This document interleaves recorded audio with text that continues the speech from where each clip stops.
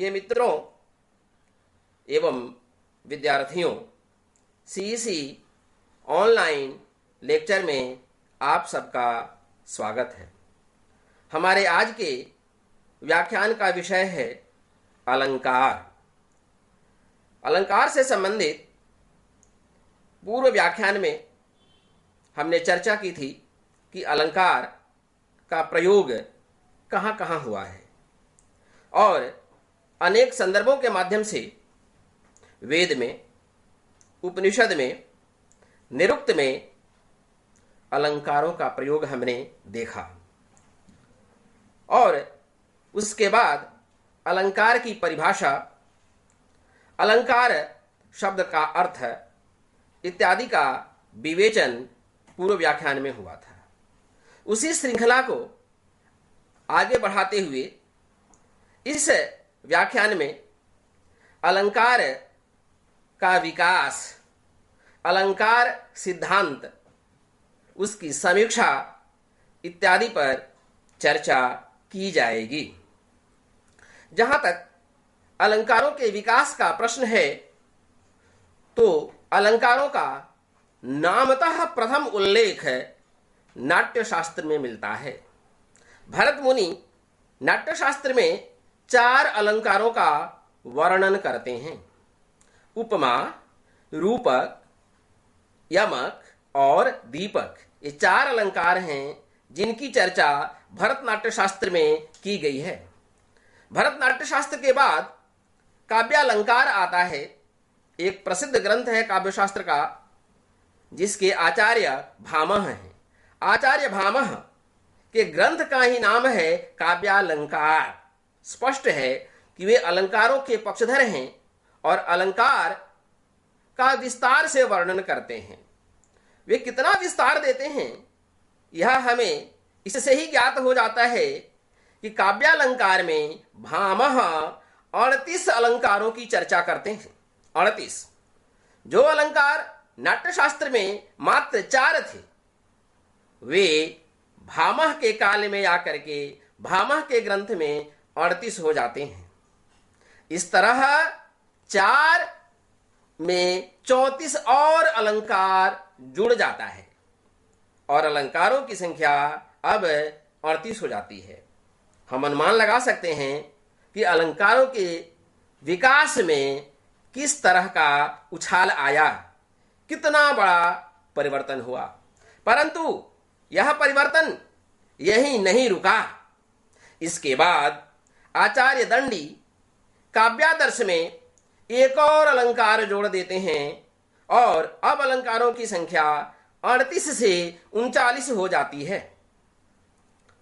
काव्यादर्श में अन्य विषयों के साथ साथ आचार्य दंडी अलंकारों का अत्यंत विस्तार से विवेचन करते हैं और अलंकारों को काव्य की आत्मा का स्थान देने का भरपूर प्रयास करते हैं। आचार्य दंडी के बाद एक प्रसिद्ध आचार्य आते हैं उद्भट। उद्भट के ग्रंथ का नाम है काव्यालंकार सार संग्रह। वे काव्यालंकार सार संग्रह में 41 अलंकारों की चर्चा करते हैं। इसका तात्पर्य है कि वे 2 और नए अलंकारों की कल्पना करते हैं और इस तरह अलंकारों की संख्या अब 41 हो जाती है। यहां पर भी देखिए उन्होंने क्या कहा, काव्यालंकार सार संग्रह, मतलब ग्रंथ से अलंकार शब्द को जोड़ना आचार्य का अलंकार के प्रति आग्रह दिखाता है। अब इसके बाद के आचार्य रुद्रट हैं। रुद्रट के ग्रंथ का भी नाम काव्यालंकार है और रुद्रट अब 22 और नए अलंकारों की उद्भावना करते हैं और उन 22 अलंकारों को जोड़ करके अब अलंकारों की संख्या 63 हो जाती है। देखिए यहां कितना बड़ा अंतर आया। 4 के बाद 38, 38 के बाद 39, 39 के बाद 41 और 41 से सीधे यह संख्या पहुंच जाती है 63 पर। इसके बाद भोजराज आते हैं। भोजराज की 2 रचनाएं अत्यंत प्रसिद्ध हैं, सरस्वती कंठाभरण और श्रृंगार प्रकाश। मुख्य रूप से सरस्वती कंठाभरण में भोजराज अलंकारों का विवेचन करते हैं और उन्होंने 9 और नए अलंकारों का सृजन कर दिया और इस तरह अलंकारों की संख्या अब 63 से 72 हो गई। देखिए किस तरह अलंकार तीव्र गति से विकास करते जा रहे हैं। इसके बाद आचार्य रुय्यक आते हैं। रुय्यक के ग्रंथ का नाम है अलंकार सर्वस्व। आचार्य रुय्यक अलंकार सर्वस्व में 82 अलंकारों की चर्चा करते हैं। इस तरह 10 और नए अलंकार आ गए और अलंकारों की संख्या 82 हो जाती है। यह गति यहीं रुकती नहीं है, अलंकारों की यह विकास यात्रा अनवरत चल रही है। आचार्य विश्वनाथ के काल में यह संख्या 86 हो जाती है। वे 4 और नए अलंकारों को जोड़ देते हैं। इसके बाद अनेक आचार्य आते हैं। अप्पय दीक्षित, विद्यानाथ, जयदेव आदि आचार्य इस संख्या को और बढ़ाते हैं और कुबलयानंद आचार्य अप्पय दीक्षित की रचना है, उसमें वे अलंकारों की संख्या 125 कर देते हैं। यहां यह गति नहीं रुकी, और भी बढ़ रही है। परंतु अलंकारों की संख्या पर जब हम तार्किक दृष्टि से विचार करते हैं तो प्रतीत होता है कि आचार्य विश्वनाथ प्रतिपादित अलंकारों की संख्या अत्यंत पर्याप्त है। आचार्य विश्वनाथ के बाद आचार्यों ने जो चर्चा की है, जो नए नए अलंकारों का विकास हुआ है, वह विकास केवल विकास के लिए है, वह विकास केवल विद्वता प्रदर्शन के लिए है और उन अलंकारों का अंतर्भाव पूर्ववर्ती अलंकारों में पहले के आचार्यों द्वारा बताए गए अलंकारों में किया जा सकता है। इसलिए नए नए अलंकारों की उद्भावना अब लगभग विद्वता प्रदर्शन मात्र ही प्रतीत हो रहा है।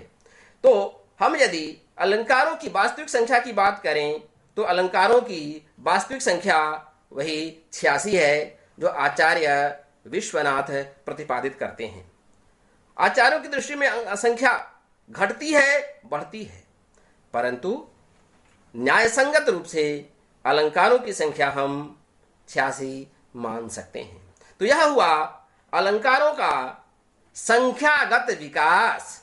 संख्या की दृष्टि से अलंकार अत्यंत तीव्र गति से बढ़ते गए और नाट्यशास्त्र में प्रतिपादित 4 अलंकार आचार्य विश्वनाथ के समय में आकर के 86 बन जाते हैं।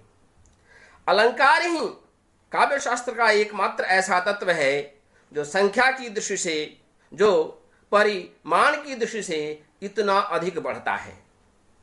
इस तरह का विकास न रस के संदर्भ में है, न गुण के संदर्भ में है, न रीति के संदर्भ में है और न ही वक्रोक्ति के संबंध में। कहीं पर भी हम ऐसा विकास नहीं पाते जैसा विकास हम अलंकारों में पाते हैं। स्पष्ट है, अलंकार अत्यंत आकर्षण के विषय थे।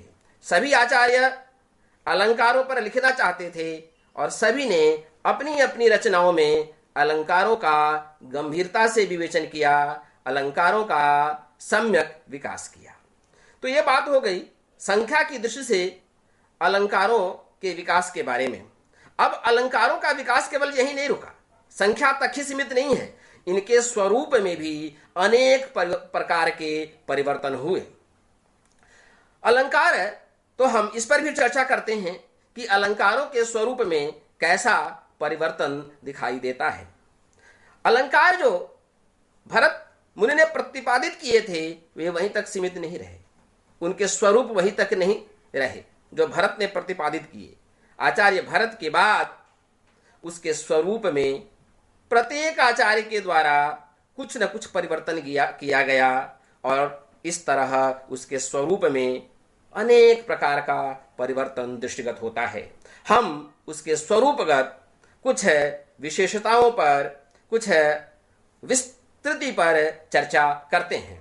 तो पहला स्वरूपगत विकास है नए नए तत्वों का समावेश।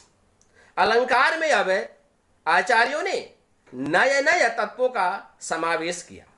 उदाहरण के रूप में हम देख सकते हैं कि आचार्य दंडी काव्यादर्श में संधि को भी अलंकार मानते हैं, संध्यंग को भी अलंकार मानते हैं। संधि और संध्यंग वस्तुतः नाटक के विषय हैं, नाटक के तत्व हैं, परंतु आचार्य दंडी को अलंकार से इतना मोह है कि वे संधि और संध्यंग को भी अलंकार का हिस्सा मानते हैं। तो इस तरह अलंकार में नए नए तत्वों का समावेश हो रहा है। अलंकारों के संदर्भ में एक और नई बात आई कि हर आचार्य नए नए अलंकारों की सृजना कर रहे हैं। जैसे हमने देखा अलंकार 4 से 86 हो गए। तो इस तरह दूसरा विषय क्या है इस संदर्भ में कि अलंकार की संख्या में बढ़ोतरी होना है। नए नए अलंकारों की उद्भावना होना भी अलंकारों के स्वरूपगत विकास का एक प्रमुख हिस्सा है। इतना ही नहीं, अब अलंकार जो पहले स्थूल थे, जो केवल शब्द और अर्थ पर आश्रित थे, वे अलंकार अब स्थूल तत्वों को भी समाहित करने लगे। अब आचार्यों ने रस को भी अलंकार का हिस्सा बना दिया। आचार्यों ने भाव को भी अलंकार मान लिया। रस और भाव ये दोनों वस्तुतः सूक्ष्म तत्व हैं, शब्द और अर्थ के द्वारा ये प्रतिपादित नहीं हो सकते। ये काव्य के मूल तत्व हैं, ये दोनों अनुभूति के विषय हैं, परंतु आचार्यों ने इसको भी अलंकार का हिस्सा बना दिया। नूतन परिभाषाएं आने लगी। अलंकार की कोई एक परिभाषा सुनिश्चित नहीं है। हर आचार्य अपनी अपनी दृष्टि से अलंकारों की अलग अलग परिभाषाएं दे रहे हैं। पूर्व व्याख्यान में हमने दिखाया है कि किस तरह दंडी एक अलग परिभाषा देते हैं, वामन एक अलग परिभाषा देते हैं, भामह अलग परिभाषा देते हैं, रुद्रट कुछ और कहते हैं। तो इस तरह नए नए तत्वों को समाविष्ट करके अलंकारों के नए नए अर्थ, अलंकारों की नई नई परिभाषाएं दी जाने लगी। और इस संदर्भ में अलंकार अब केवल अलंकार नहीं रहे, अब उनको अलंकार्य का स्थान दिया जाने लगा। अलंकार्य से तात्पर्य है वह तत्व जो अलंकारों को ग्रहण करके सुशोभित होता है। पहले अलंकार केवल सुशोभित करने वाला तत्व था, अब वह सुशोभित करने वाला ही तत्व नहीं रहा, वह सुशोभित होने वाला तत्व भी बन गया।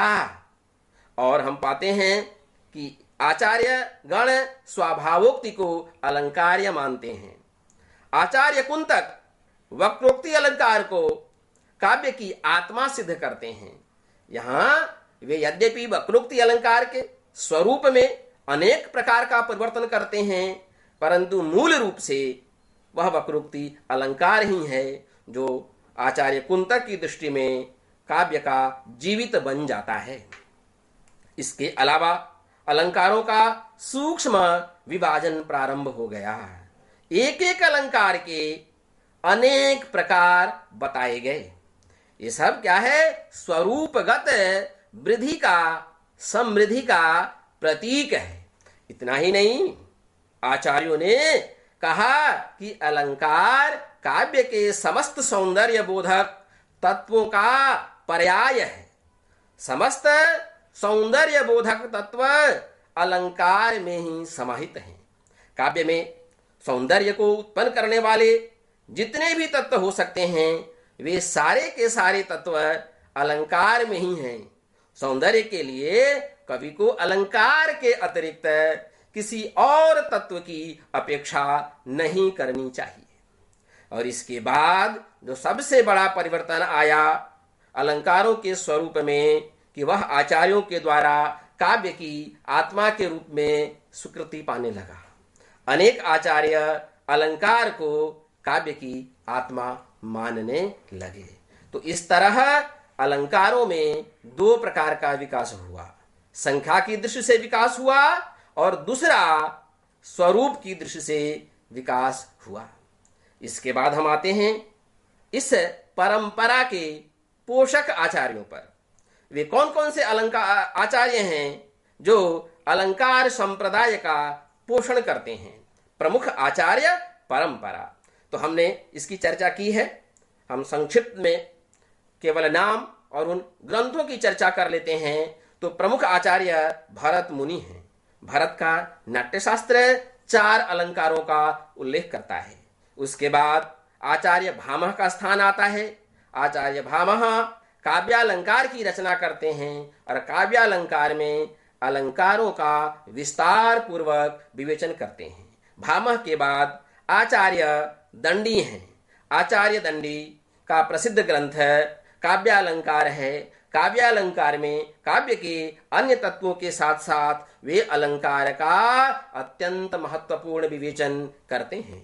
उनके बाद आचार्य उद्भट हैं, जिनकी रचना है काव्यालंकार सार संग्रह। काव्यालंकार सार संग्रह में आचार्य उद्भट अलंकारों को एक नई दिशा देते हैं, नए आयाम प्रदान करते हैं, नई दृष्टि से उसका वर्गीकरण प्रस्तुत करते हैं। उनके बाद आचार्य वामन का नाम आता है। वामन की रचना है काव्यालंकार सूत्रवृत्ति। वामन के बाद रुद्रट हैं। वे भी काव्यालंकार नाम से काव्य की रचना करते हैं और वहां पर अलंकारों का गंभीर विवेचन करते हैं। उनके बाद आचार्य कुंतक प्रसिद्ध आचार्य हैं, जो वक्रोक्ति जीवित में वक्रोक्ति अलंकार को काव्य की आत्मा के रूप में स्थापित करते हैं। वक्रोक्ति अलंकार के स्वरूप में अनेक प्रकार का परिवर्तन करके वे वक्रोक्ति को काव्य की आत्मा के रूप में स्थापित कर देते हैं और यह सिद्धांत इतना प्रसिद्ध हो जाता है कि आचार्यगण को मानना पड़ता है वक्रोक्ति काव्यस्य जीवितम। उसके बाद भोजराज हैं। भोजराज सरस्वती कंठाभरण में अलंकारों का वर्णन करते हैं और वे 3 प्रकार के अलंकार मानते हैं, शब्दालंकार, अर्थालंकार और उभयालंकार। और तीनों की संख्या 24 मानते हैं, अर्थात 24 अर्थालंकार, 24 शब्दालंकार और 24 उभयालंकार। हालांकि उभयालंकार के संदर्भ में उनकी जो मान्यता थी वह बाद के आचार्यों के द्वारा खंडित कर दी गई। उनके बाद अप्पय दीक्षित का नाम आता है। कुवलयानंद उनकी प्रसिद्ध रचना है। कुवलयानंद में अप्पय दीक्षित लगभग 125 अलंकारों का वर्णन करते हैं, लक्षण देते हैं, उदाहरण देते हैं। तो इस तरह ये प्रमुख आचार्य हैं जो अलंकार का पोषण करते हैं, अलंकार के पोषक आचार्य के रूप में जाने जाते हैं। अब इस विवेचना के बाद हम यह समझने का प्रयास करें कि इन आचार्यों ने अलंकार के संदर्भ में क्या सिद्धांत स्थापित किया, इनकी क्या मान्यता थी। तो इसको हम प्रमुख सिद्धांत के रूप में देखते हैं। अलंकार के संदर्भ में विचार करने पर हमें ज्ञात होता है कि आचार्यों का 2 वर्ग है। एक वर्ग अलंकार को काव्य की आत्मा मानना चाहता है और दूसरा वर्ग अलंकार को काव्य का एक महत्वपूर्ण तत्व। यहां ध्यान रखिए, आत्मा और महत्वपूर्ण तत्व में अंतर है। आत्मा काव्य का सर्वस्व है और महत्वपूर्ण तत्व एक नहीं अनेक हो सकते हैं जो काव्य की श्री में वृद्धि करते हैं। तो एक समूह अलंकार को श्री वृद्धि करने वाला तत्व मानता है, अंग तत्व मानता है। तो काव्य की आत्मा के रूप में अलंकार को स्वीकार करने वाले आचार्य का मानना है कि यह अलंकार काव्य का प्राण तत्व है। इसी से काव्य में जीवन का आधान होता है। यदि अलंकार काव्य से बाहर हो जाए तो काव्य जीवित नहीं रहेगा, वह निर्जीव हो जाएगा। उसका अस्तित्व ठीक उसी प्रकार से हुआ जैसे इतिहास का अस्तित्व है, भूगोल का अस्तित्व है, जो एक वर्णन मात्र हो जाएगा, उसमें किसी प्रकार का चमत्कार नहीं होगा।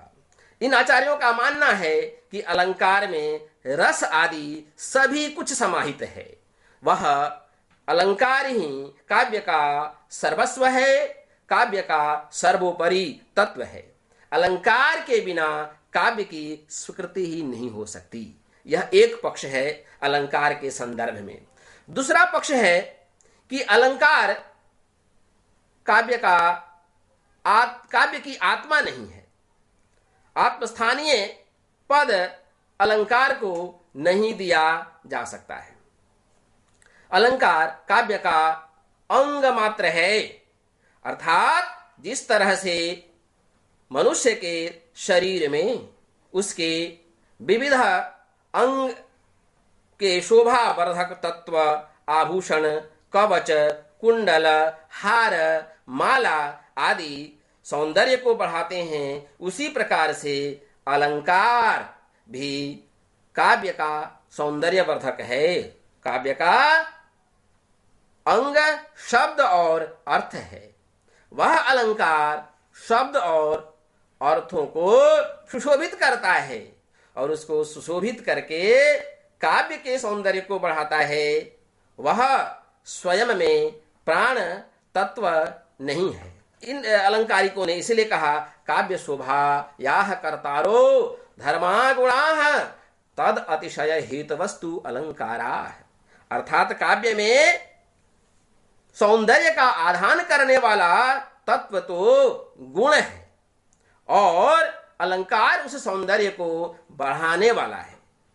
आचार्य विश्वनाथ इसलिए कहते हैं शब्दार्थयोर स्थिरा ये धर्मा शोभातिशायिनः रसादीनुपकुर्वन्तो अलंकारास्ते अंगदादिवत्, अर्थात अलंकार ठीक उसी प्रकार से हैं जैसे अंगद आदि। यहाँ अंगद शब्द बाजूबंद एक प्रकार का हाथ का आभूषण है, उसके लिए आया है। तो जिस तरह बाजूबंद आदि अलंकार अंगों को सुंदर बनाते हैं और उसको सुंदर बना करके संपूर्ण शरीर को सुंदर बनाते हैं, ठीक उसी तरह से अलंकार शब्द और अर्थ को सुशोभित करते हैं और उसके बाद वे संपूर्ण काव्य को सुशोभित करते हैं। और इसी परंपरा को आगे बढ़ाते हुए आचार्य आनंदवर्धन कहते हैं अंगाश्रितास्तु अलंकारा मंतव्याः कटकादिवत्, अर्थात कटक यहाँ आभूषण का नाम है, कवच कुंडल आदि के समान ये अंग पे आश्रित रहने वाले तत्व हैं। अलंकार अंग पर ही आश्रित रहते हैं। आचार्य मम्मट इसी परंपरा के पोषक हैं। वे कहते हारादिवद अलंकारास ते अनुप्रासोपमादयः, अर्थात जिस तरह हार आदि होता है मनुष्य के शरीर के लिए, अंगों के लिए, ठीक उसी प्रकार से ये अलंकार, उपमा, अनुप्रास, रूपक आदि जितने भी शब्द अलंकार, अर्थालंकार या उभयालंकार हैं वे शब्द और अर्थ को सुशोभित करते हैं और उसके बाद वे काव्य को सुशोभित करते हैं, काव्य के सौंदर्य में वृद्धि करते हैं। इसलिए अलंकार को काव्य का आत्मस्थानीय पद नहीं दिया जा सकता।